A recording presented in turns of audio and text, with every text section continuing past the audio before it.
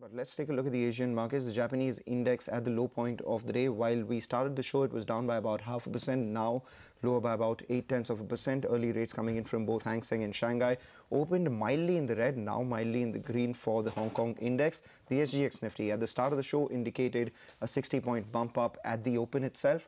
And currently that continues with a 55 point bump up. That's as far as the start of the January series is concerned. But the December series not been a great one. Nigel, as always, is here with how the markets have performed this month.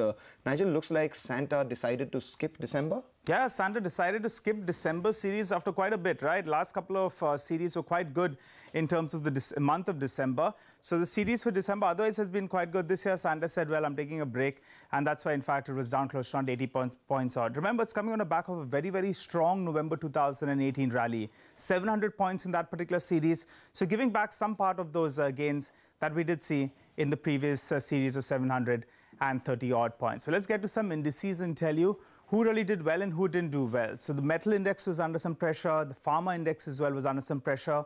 But this time around from the broader markets, well, those indices were relative outperformers, up to around 3%.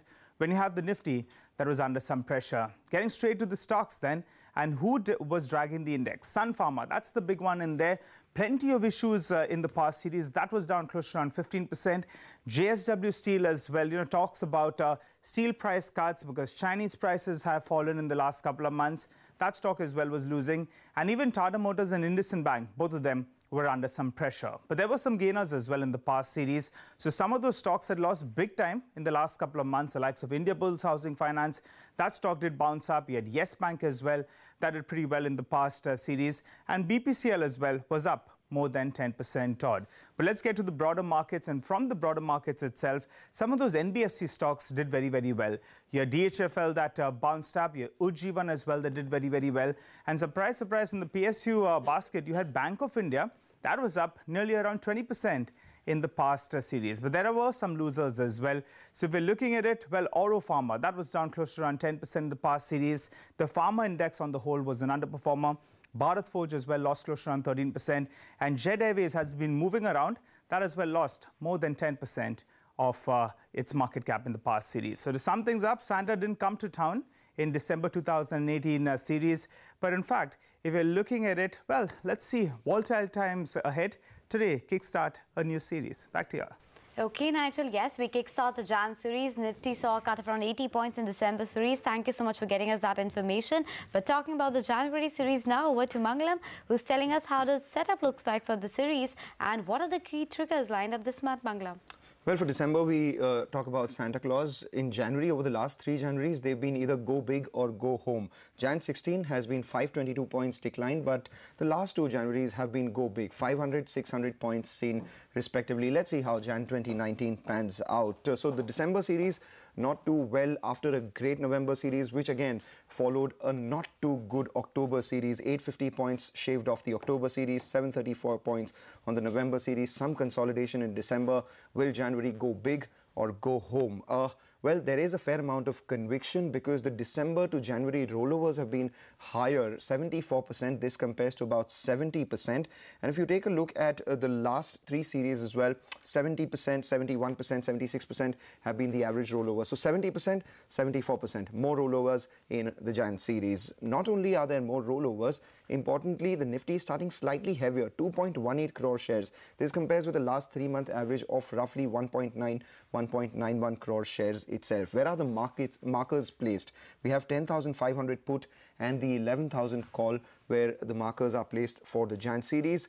And which side of the marker does the market breach or stick around is a function of the triggers that we are seeing, or the triggers that will rule the Jan series. Global market sentiment, crude and currency, top of mind will be those triggers. And then we start the third quarter FY19 results. And towards the end of the series, this is a long series, remember, we have the US FOMC meet. Okay, so it's been go big or go home for Jan series in the last few years. Let's see how this one pans out. But let's go across to Sonal now, who's standing by to tell us what stocks are likely to react to news and reports and brokerages today. Sonal, good morning. Good morning, Anisha. Well, I'll start with Ashoka Buildcon. That stock will be in focus because the company has approved allotment of NCDs amounting to around 150 crore rupees. Lemon Tree, the company has entered into a joint venture with Manglonia Grove Investment Limited, that is an affiliate of Warburg Pincus, and now they'll be focusing more on co-housing and residential spaces for working professionals. HCC will also be in focus because the company's rights issue that has been oversubscribed, and the company has been able to raise around 500 crore rupees. United Bank of India, that has been in news for quite some time now. It has informed the exchanges about the capital infusion by government, and that they will be receiving around 2200 crore rupees via equity infusion, and this will improve the CET ratio of the company. Some stocks will also be reacting on some brokerage action. HSBC has written on Tata Motors, not very positive. They have cut the target price to 200 from 210. They think that currently all the JLR's weakness that is bottoming out by around 2019, but they do not see any further triggers for any further upside on the stock. MK has also downgraded Ashok Leyland from a buy to a hold. They've cut the target price to 113 from 152. They think that the product mix has turned adverse after the new axle norms that have come in, so not very positive on the company. Back to you. All right, Sonal, thanks a lot for that. So those are the stocks you have to keep on your radar. With that, it's curtains down on this edition of Power Breakfast. You stay tuned to CNBC TV 18, perhaps the last Power Breakfast of 2019, if you must. No, we have Monday as well to do, actually. Okay. From Anisha and me, the last Power Breakfast Hopefully, of 2018. yes. But you stay tuned to CNBC TV 18. Bazaar Morning Call comes up next.